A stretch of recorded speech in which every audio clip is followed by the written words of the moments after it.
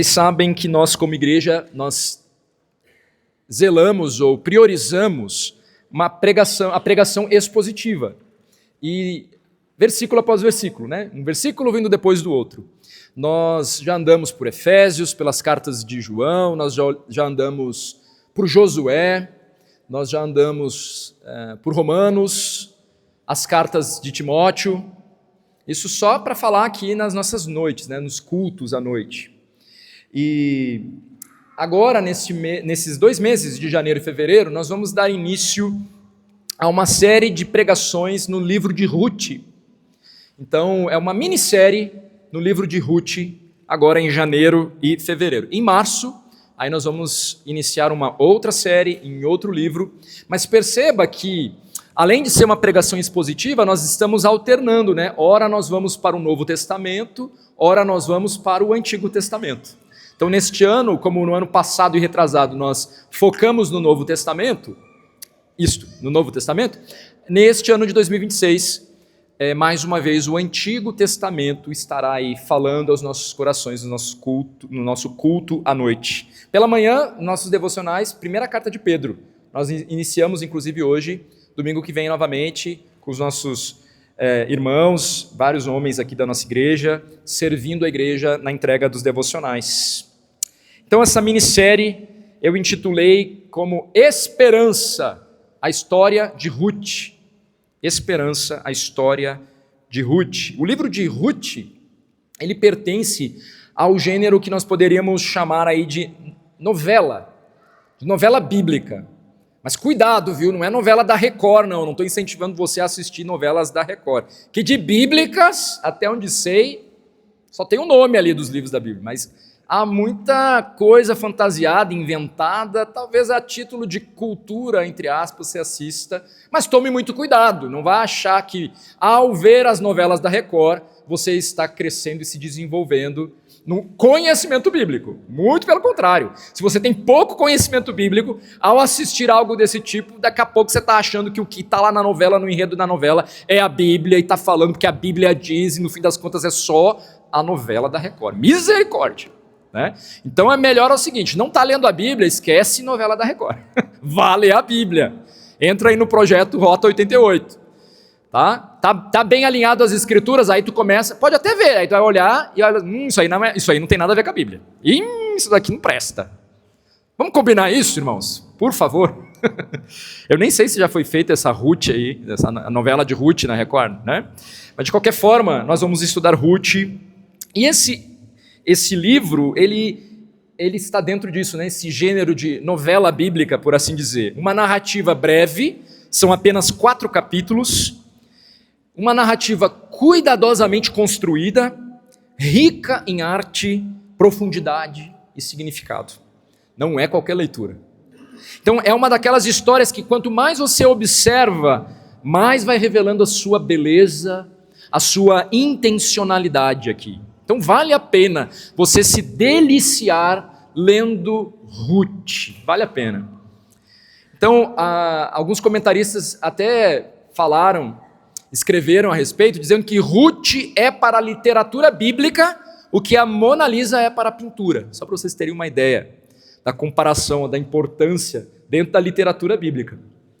O seu autor, quem é o autor de Ruth? Ele é anônimo, nós não sabemos quem escreveu Ruth, mas certamente é um homem, uma pessoa que demonstra notável habilidade literária. Então a galera de letras aí talvez pudesse se debruçar e verificar todos os aspectos literários aqui em Ruth, né? O livro ele vai empregar de uma simetria, contrastes e suspense de maneira intencional. Por exemplo, as cenas inicial, porque eles dividem, né? Podemos dividir em 4 cenas principais aqui o livro de Ruth.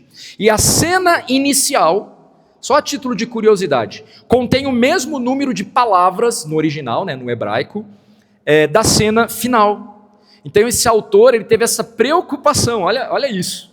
Né? Então é quase que um tipo de poema, né? É quase que uma poesia mesmo aqui hebraica. Então indicando o quê? Que nada aqui é acidental. Tudo tem uma intencionalidade, né? E nós estamos então diante de uma obra que une narrativa, que une história e teologia, a história da própria redenção que Deus conta, né, por toda a Escritura, essa história da redenção, pois no livro de Ruth isso fica muito palpável. Apesar de nós não vermos Deus, assim como em Esther, que em Esther sequer o nome de Deus é pronunciado, mas nós percebemos a mão de Deus o tempo inteiro. Aqui em Ruth também, da mesma maneira. Então, ao longo desse livro, desses 2 meses, janeiro e fevereiro, nós seremos conduzidos a perceber que Deus age até mesmo nas chamadas coincidências. Ele está agindo nos planos que, numa primeira olhada, são essencialmente humanos, mas na verdade Deus está no controle de tudo. Né? Nós sabemos, por exemplo, que Deus é quem coloca os reis e os governantes em cada um dos seus, em cada lugar. E é Ele também que retira, vocês sabiam disso? Deus tem o controle de todas as coisas. Nada ocorre sem que Ele permita, sem que Ele não esteja regendo mesmo a história. E as nossas próprias vidas também. Então, a mão do Senhor aqui em Ruth, ela não se impõe de uma forma espetacular, mas ela opera de um modo silencioso, soberano, guiando a história e a própria história da salvação, como eu falei, rumo aos seus propósitos.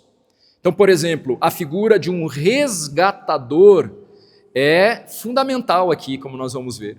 Isso tem tudo a ver com o grande resgatador, aponta para o grande resgatador, que é Cristo Jesus. Então, daí que nós percebemos o quanto o livro de Ruth aponta para a história da redenção. Então, Deus está operando seus propósitos através da história e dos acontecimentos. Contudo, é importante notar que o livro de Ruth, ele não começa com redenção, mas com desgraça. É assim que começa.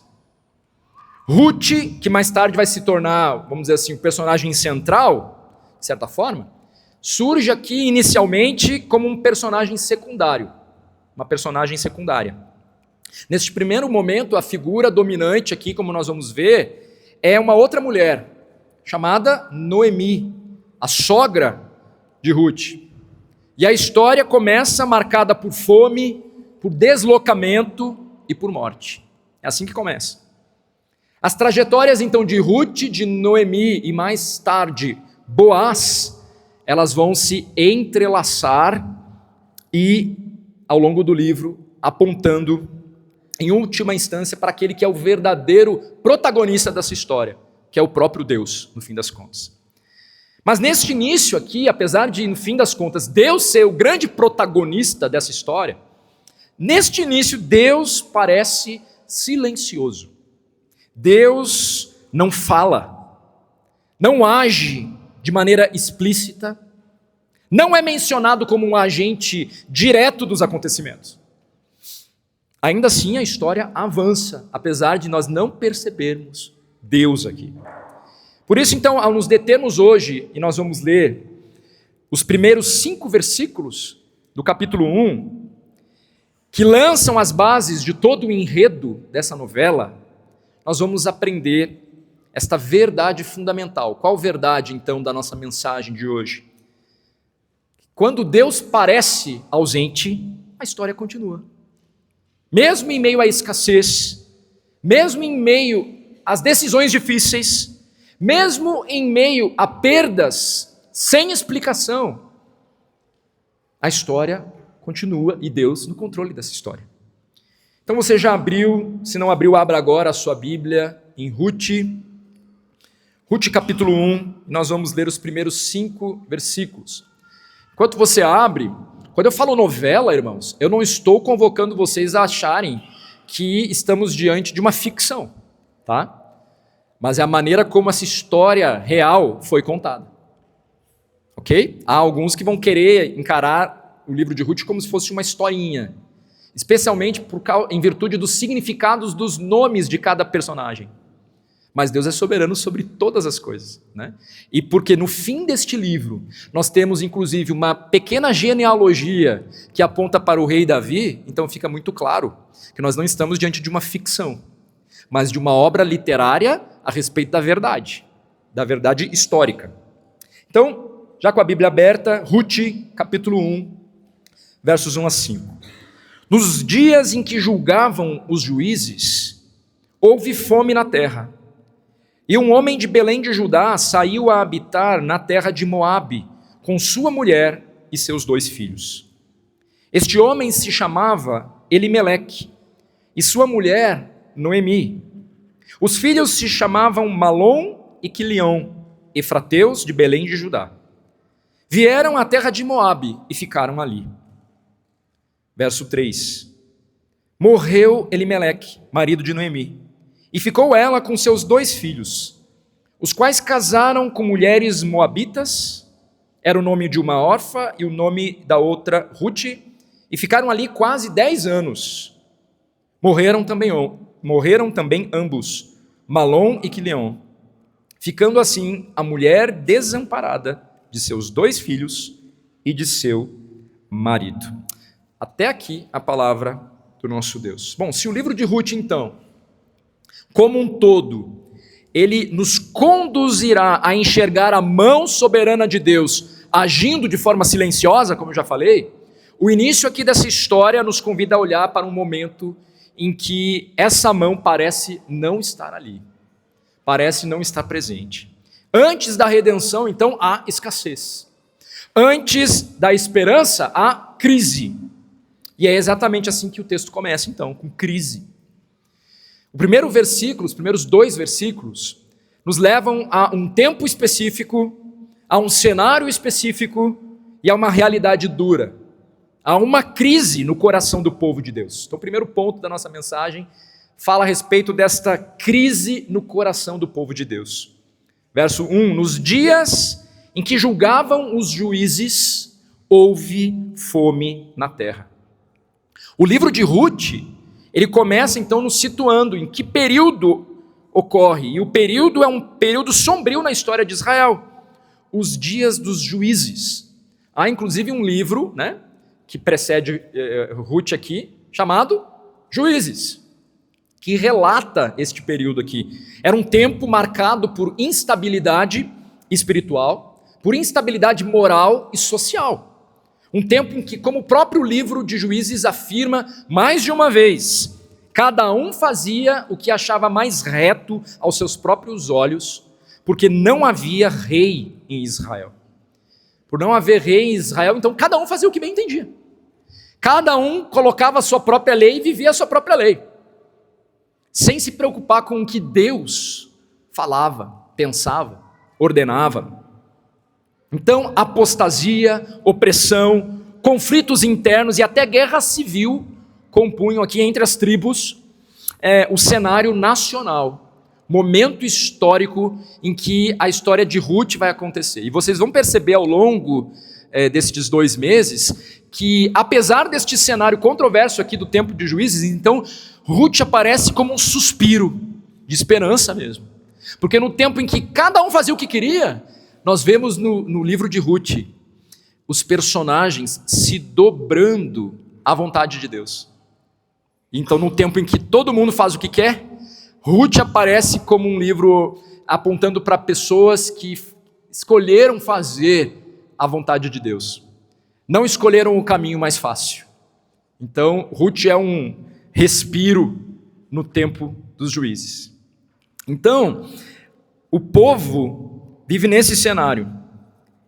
Então há esse conflito interno de guerra, de tudo isso que eu acabei de mencionar aqui. Então não é por acaso, portanto, que a nossa história, que nós acabamos de ler aqui, inicia com fome na terra. Há uma grande fome. Agora, embora nós não possamos identificar a data precisa em que ocorre tudo isso aqui, tudo indica que esse período de escassez se encaixa em um daqueles ciclos repetidos que você já deve ter escutado falar a respeito do livro de Juízes, o ciclo de falhas. Você já ouviu falar a respeito do livro de Juízes, que basicamente no livro de Juízes, a dinâmica do livro e como o povo vivia era em torno deste relógio, entre aspas, de um ciclo de falhas, que basicamente ele era composto por quê? O povo andava em desobediência, em rebeldia contra Deus, cada um fazendo o que bem entendia.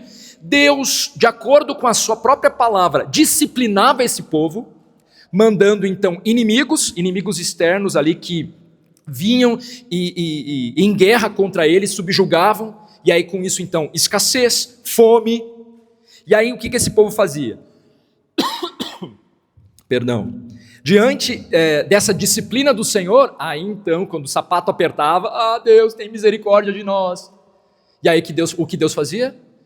Realmente tinha misericórdia, levantava um juiz, e enquanto aquele juiz operava ali diante do povo, então o povo vivia tempos de paz, de tranquilidade, de abundância ali, até que acontecia o quê? Eles caíam novamente, dando as costas, ou até a morte daquele juiz, né? Aí bastava o juiz dar as costas, o povo estava. Nada muito diferente do que acontecia nos tempos de Moisés. Bastava Moisés ter um tempinho de oração com Deus ali, para a casa cair, né? Então, aqui não era diferente. Então, provavelmente, esse momento de fome, de escassez, que a família de Noemi está vivenciando, é num desses momentos do ciclo de falhas de juízes, no momento onde o povo está recebendo da disciplina do Senhor, fome, escassez, o inimigo ali tomando conta. Então, quando o povo se afastava do Senhor, ele colhia as consequências, clamava por socorro, Deus ouvia a sua voz, enviava um juiz, Deus levantava esse juiz, mas o ciclo recomeçava. Essa era a dinâmica de Juízes. Vá ler Juízes para você ver. Você vai perceber esse ciclo de falhas constante ali. Como eu já falei aqui uma vez, né? É o Datena da Bíblia ali. É coisas tenebrosas acontecendo em Juízes, né? Então, Ruth está situado nesse ambiente. Provável, então, que num momento de disciplina do Senhor. O detalhe irônico é que a fome atinge Belém, cujo nome significa casa do pão. Olha como tem ironia aqui nessa história. Então, Elimeleque, com sua família, precisa abandonar a casa do pão. A terra da promessa experimenta escassez. O lugar associado à provisão agora conhece a falta. Deus parece indicar então aqui o seu silêncio, justamente onde se esperava abundância. Onde se esperava a abundância, agora há escassez. A ponto de uma família, nós não sabemos tantas outras, nós não sabemos, né? Chegar à conclusão, nós temos que abandonar mesmo aqui, nós temos que ir embora. É nesse contexto que nós somos apresentados a Elimeleque e a sua família. Diante da fome, ele decide então deixar Belém e peregrinar na terra de Moabe. Se tornaram forasteiros, peregrinos ali em Moabe. Um povo historicamente hostil a Israel. Então o cara decidiu ir para a terra do inimigo, basicamente. O texto ele não nos oferece explicações espirituais a respeito dessa decisão. Não emite nenhum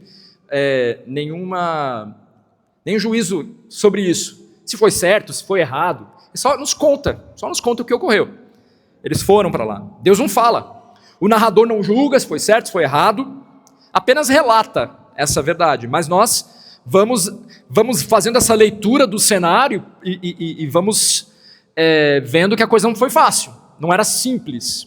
Não era só uma viagem, né? Vamos mudar de estado. Não, vamos lá para um povo que, ao longo da história, se mostra hostil ao nosso povo.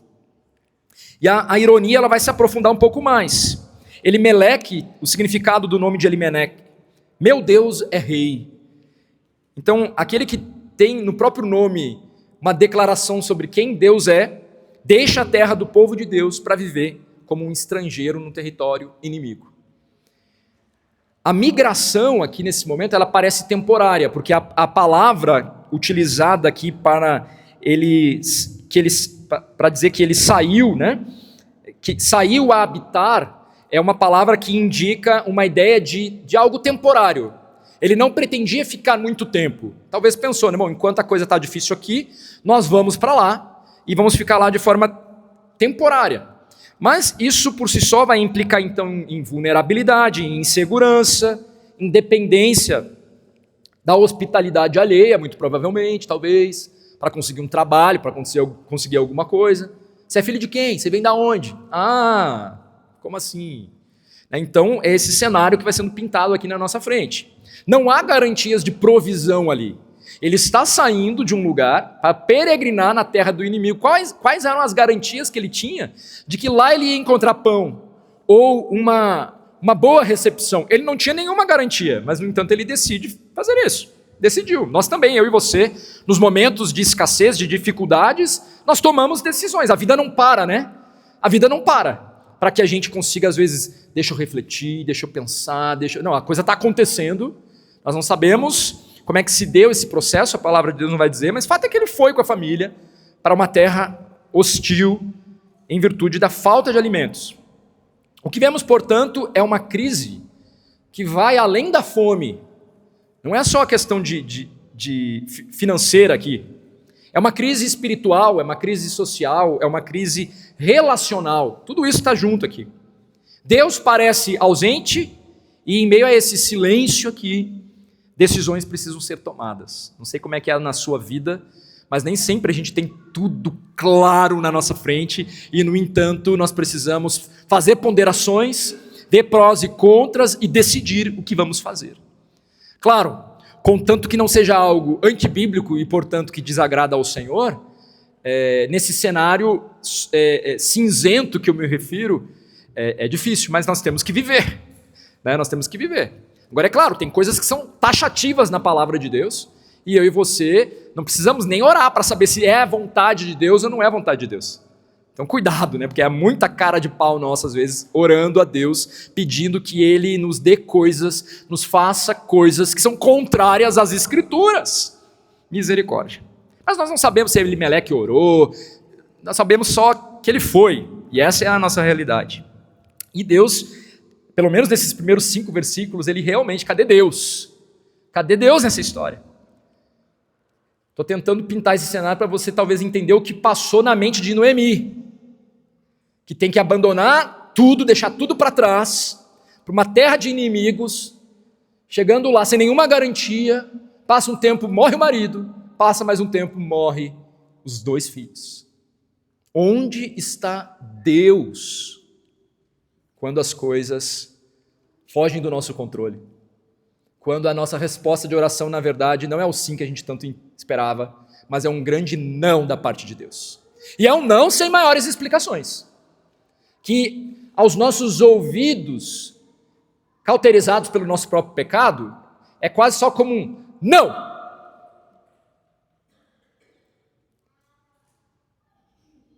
E aí nosso coração, se não cuidarmos, é amargura, é revolta contra Deus.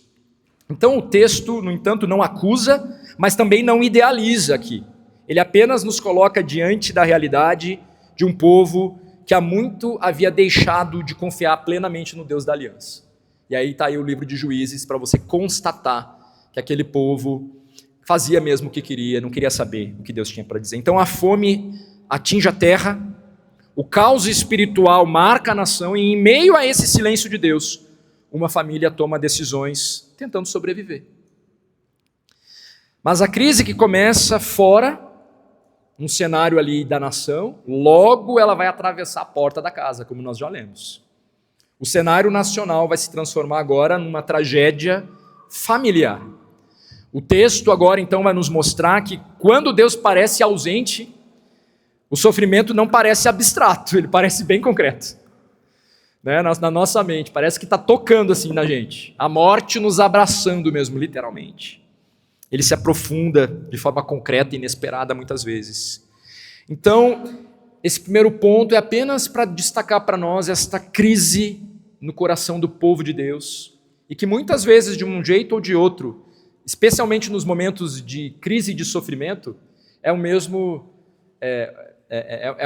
cenário em que nós nos encontramos, de inquietação, especialmente porque muitas das vezes as nossas crises, elas são fruto das nossas escolhas pecaminosas mesmo. Bom, o segundo ponto desta mensagem tem a ver com um sofrimento que vai se aprofundando ainda mais, nos versos 3 a 4. A morte entra na casa e aquele exílio, né, ele se prolonga. Se eles foram com um desejo de ficar só um pouquinho, agora se prolonga. Morreu Elimeleque, marido de Noemi, ficou ela com seus 2 filhos, os quais casaram com mulheres moabitas. Uma se chamava Orfa, outra se chamava Ruth, que daqui a pouco vai entrar em cena com grande pompa, né? Ainda não. E ali, o total do tempo que a família de Noemi acabou ficando ali, fechou quase 10 anos. Uma década. Que passa voando, né? Então aquilo era apenas para ser um período temporário e logo se transformou em quase uma década. A tragédia atinge essa família com a morte do marido, Elimeleque, em Moabe, na terra do inimigo, uma terra desconhecida. E como se não bastasse, em seguida, os filhos se casam com moabitas, 2 mulheres que não pertenciam ao povo de Deus. E isso, à luz da lei e da história de Israel, revela uma decisão espiritualmente perigosa e carregada de riscos. E aí eu tenho que falar aqui uma verdade que não é a primeira vez que esta igreja ouvirá, mas é o texto que está nos permitindo averiguar o cenário sombrio em que Noemi se encontra. Além de ter perdido o marido, os filhos se casam com moabitas. Moabe era um inimigo histórico de Israel. Os moabitas, eles surgem quando? Vocês lembram? Eles surgem naquele episódio incestuoso de Ló com a sua filha mais velha, ali em Gênesis 19, 31, 38. Quando eles são expulsos de Sodoma e Gomorra, né? Quer dizer, resgatados de Sodoma e Gomorra, né? E aí então a filha, com uma mente perturbada, corrompida, com uma cosmovisão já daquelas próprias cidades que foram consumidas com fogo que veio do alto, então tem uma ideia brilhante e chama a sua irmã mais nova e fala: olha, a gente está morando aqui nesse lugar, é difícil, a gente não vai ter filhos, nós vamos ficar sem descendências. Vamos fazer o seguinte, já que eu e você nós não vamos poder ter marido, vamos fazer o seguinte, nós vamos dar umas birita para o nosso pai, umas cachaça para o nosso pai, e aí então, num dia eu vou ser a mulher do meu pai. Olha que terrível, gente, que terrível. E no outro dia, minha irmã, aí você se torna a mulher lá do nosso pai. Que tragédia de pensamento. Tragédia. Todos nós sabemos que é o papai e a mamãe que são namorados, certo? E é isso. E que na verdade, namoro, nem na Bíblia tá, né? Mas o papai e a mamãe são casados, e aí Deus dá vários presentes para o papai e para a mamãe, não é, crianças? Adivinha? Vocês são presentes. E o que acontece aqui nessa tragédia familiar? As 2 mulheres ficam grávidas. E aí então surge aqui os moabitas. E no período dos juízes, eles se tornam um daqueles povos que não foram destruídos em desobediência ao que Deus tinha mandado. Deus tinha mandado: matem todo mundo.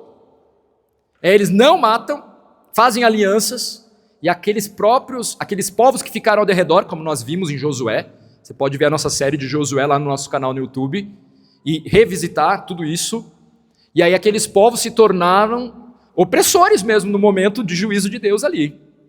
E os moabitas faziam parte, tanto é que em Juízes 3, dos versos 12 a 30, você vai ver ali o relato onde os moabitas oprimiram Israel por 18 anos, nesse cenário aqui. Então o texto nos informa que Elimeleque, Noemi e os seus filhos ficaram ali. E agora nós percebemos que esse ficar, ele se aprofundou. Não foi só para... acabaram, né? Nessa crise familiar. Esse aprofundamento do sofrimento não se dá apenas em virtude da viuvez de Noemi. Os filhos, e isso ocorre, acredito que naturalmente, né? Em qualquer família migrante, né, que migra para um outro país, o que acontece naturalmente? A segunda geração vai acabar fazendo o quê? Vai acabar se integrando e acabará casando com aqueles membros da sociedade receptora. Não é isso que vai acontecer naturalmente? Sim. Casam-se então com mulheres moabitas, dando lugar a um assentamento definitivo, porque então criam raízes ali, cada vez mais, né? E possivelmente a uma aculturação. Vai assimilando, é claro. É claro. Imagina, você casa com alguém, este alguém de uma outra cultura. Vamos só imaginar a questão de cultura, né? Se você casasse com alguém de outro país, você não acha que os seus filhos saberiam pelo menos o idioma do outro país? Já começa por aí. Saberia o idioma, provavelmente as férias seria em algum momento, ele teria dupla cidadania, teria o direito para ir para outro país, provavelmente as férias seriam nesse outro país, ele seria inteirado de tudo aquilo. Agora imagina, porque as grandes questões aqui giram em torno da religiosidade, da espiritualidade. E isso acontece a rodo nas Escrituras, Deus proibindo esse tipo de relacionamento. Então a tragédia não se limita na vida de Noemi à morte de Elimeleque. O texto sugere que aquela família já estava profundamente assentada fora da terra, fora do povo, fora das referências da aliança que Deus havia estabelecido com Israel. Então a morte encerra uma fase e os casamentos aqui mistos revelam o quanto o exílio havia deixado de ser provisório.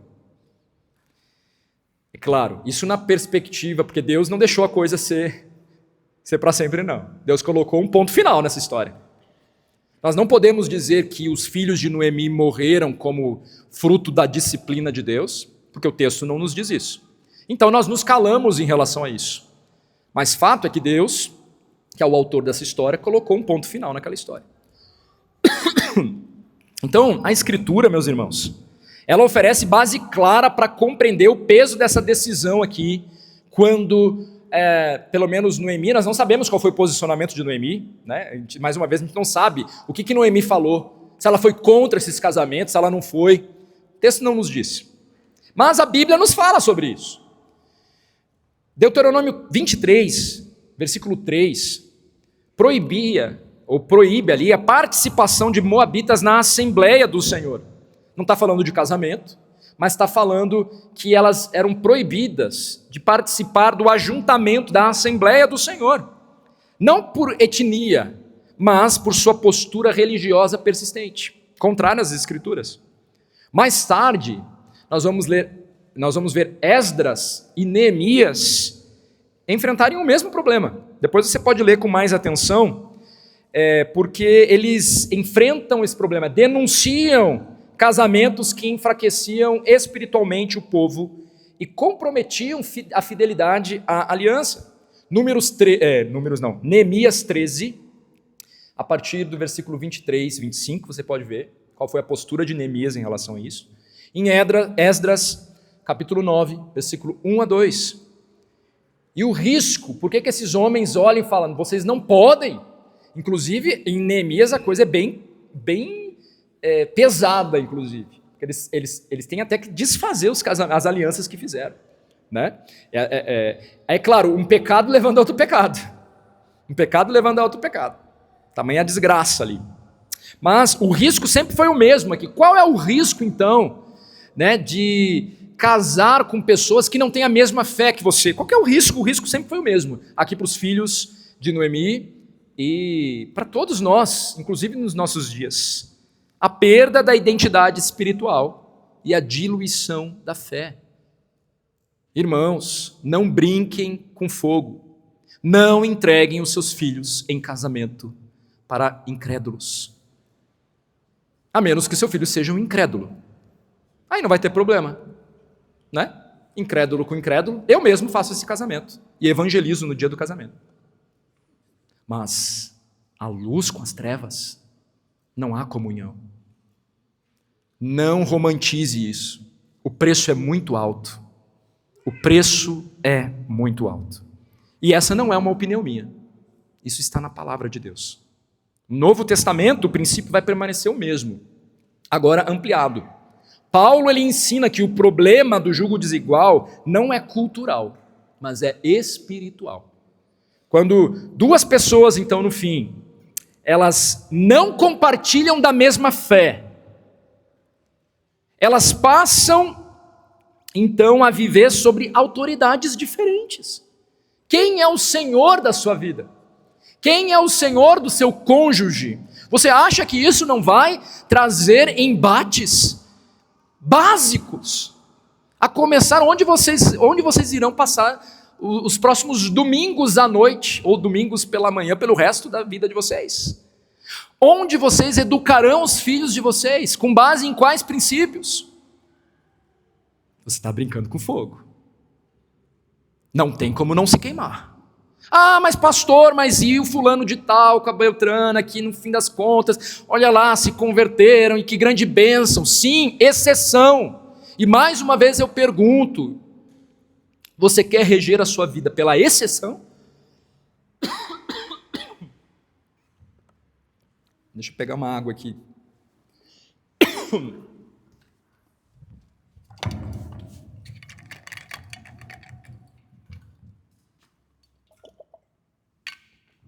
Perdão, irmãos.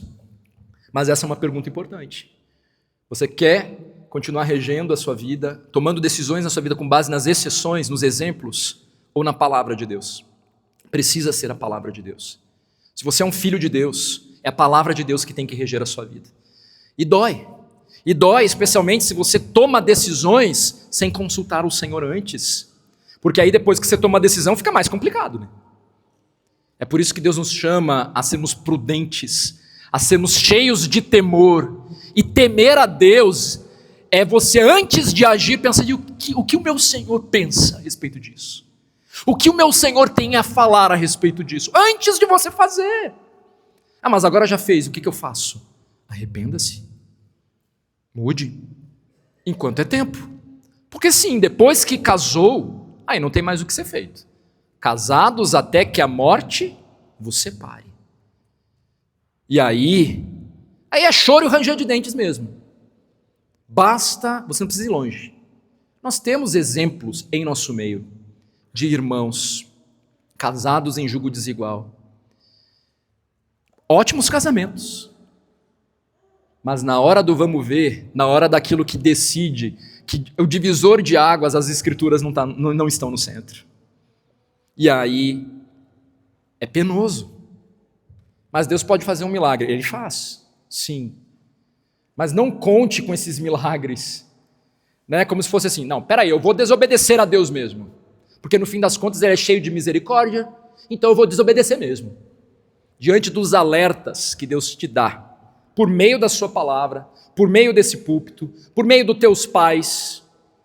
Então, claro que o problema, e eu estou até me estendendo demais, mas é porque é necessário. O problema, irmãos, começam nos pais. São vocês, pais, que precisam ter isso inculcado na mente de vocês. Vocês são responsáveis pelos seus filhos, pela criação dos seus filhos. Criem homens fortes, mulheres fortes, que entendam o que é o casamento, entendam o valor do casamento, para que estes homens olhem para as meninas, porque esse é um problema que a gente tem também. Parece que os homens não olham para as meninas, e aí meninas maravilhosas, disponíveis dentro do povo de Deus, e os homens incapazes de ver a piedade e ter interesse por aquilo que Deus zela. E aí vão para o mundo. Vão para o mundo. E aí vai ficando isso. Mulheres, né? E aí daqui a pouco está convivendo com mais gente lá do mundo. É terrível o negócio. Então não se trata apenas, né? Tem que criar homens e mulheres de verdade, homens fortes, bíblicos, e com intenção mesmo de casamento. Família é algo bom, criado por Deus, e o povo de Deus precisa se encontrar com o povo de Deus. Então sim, vamos fazer intercâmbio entre as igrejas. Tem que fazer. Tem que ir mesmo. Né? Eu vi uma vez alguém falando que é nesse nível. Os pais têm que estar com uma intencionalidade em relação a isso, a ponto de que se eles estiverem numa cidade onde não tenha homens naquela igreja, bíblicos, crentes de verdade, para casar com as suas filhas, ele deveria se mudar. Ele deveria ir para uma outra igreja e para uma outra cidade. Tamanha seriedade que é a família e a criação de um filho. Uau, eu fiquei assim, uau. Pois é, irmão, se é isso que tem que ser feito, para você zelar pelos teus filhos, mas vamos evangelizar, né? Vamos ganhar pessoas para Cristo. E aí então esse ciclo vai ficando maior. Mas cuidado, é por isso que eu vejo, né? Cada pequena decisão que a gente faz, de não integração, de não interação, de não comunhão, você pensa que é pouca coisa? Não, está diretamente relacionado ao futuro dos seus filhos. Quanto menos comunhão você tem com o corpo local, mais você, claro que Deus é soberano sobre a história de todo mundo, mas mais você entrega os seus filhos de bandeja para os outros contextos onde ele está inserido. E adivinha, ele passa quantas horas na escola, quantas horas na faculdade, quantas horas no trabalho, e quantas horas na igreja, e quantas horas em comunhão? Você acha o quê? Ele vai encontrar o quê? Encosta sua cabecinha no meu ombro e chora, vai encontrar consolo em quem estiver por perto. E se quem estiver por perto for alguém que não ama Jesus, que odeia a palavra, e aí você vai ter um problema. Então cuidado com a sua omissão. O perigo, então Paulo vai falar no Novo Testamento que não há comunhão entre a luz e as trevas, simples assim. Valores distintos, sem um mecanismo comum para lidar com o pecado. E aí quando vocês pecarem, como é que resolve isso daqui? Pois os crentes têm a palavra. Os crentes têm o recurso de se achegar diante de um irmão e falar: socorro, precisamos de ajuda. Num jugo desigual, você vai recorrer a quem? Vai adiantar? Senta aqui, porque eu quero te dizer o seguinte: você está em pecado, isso é errado, porque a Bíblia diz isso. Aí a pessoa olha para a tua cara e fala assim: grandes coisas, eu não acredito na Bíblia. Isso daí é para vocês, não tem nada a ver com isso. Então percebe?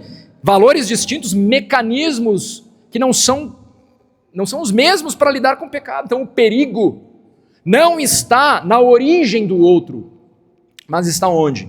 No Senhor a quem ele serve. Bom, a perda na vida de Noemi não vem sozinha, então ela se acumula. A morte não é um evento isolado, mas é uma sequência que parece não dar trégua mesmo. E a cada golpe, o texto permanece aqui sóbrio, contido, sem nos dar as respostas e silencioso.